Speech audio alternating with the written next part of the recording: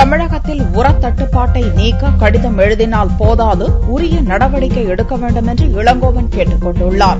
சேலம் மாவட்ட காங்கிரஸ் நிர்வாகிகள் கூட்டம் மாவட்ட தலைவர் ஜெயபிரகாஷ் தலைமையில் சனிக்கிழமையன்று நடந்தது. இக்கூட்டத்தில் பங்கேற்ற கட்சித் தலைவர் இளங்கோவன் செய்தியாளர்களை சந்தித்தார். தமிழகத்தில் நிலவும் உரத்தட்டுப்பாட்டை நீக்க கடிதம் எழுதிக் கொண்டிருந்தால் போதாது, நடவடிக்கை எடுக்க வேண்டும் என்று இளங்கோவன் கூறினார். பச்சிளம் குழந்தைகள் மரணத்தில் தவறு செய்தவர்கள் மீது கடும் நடவடிக்கை எடுக்க வேண்டும் என்றும் இளங்கோவன் வலியுறுத்தினார்.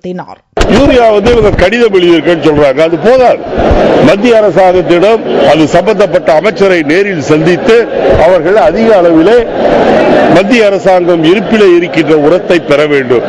வருஷத்தில் இத்தனை குழந்தைகள் சாகுது பிகாஸ் ஆஃப் மால் நியூட்ரிஷன், அதனால்தான் இந்த இறப்பெல்லாம் சொல்லியிருக்காங்க. அதோடு இட்ஸ் நாட் கன்வின்சிங்கா இல்ல. அரசாங்கம் இதை பற்றி விசாரித்து உரியவர்கள் மீது நடவடிக்கை எடுப்பதோடு குழந்தைகளை இழந்து அவதியுறும் கவலையில் மூழ்கி இருக்கின்ற பெற்றோர்களுக்கு ஏதாவது நஷ்ட ஈடு தர வேண்டும்.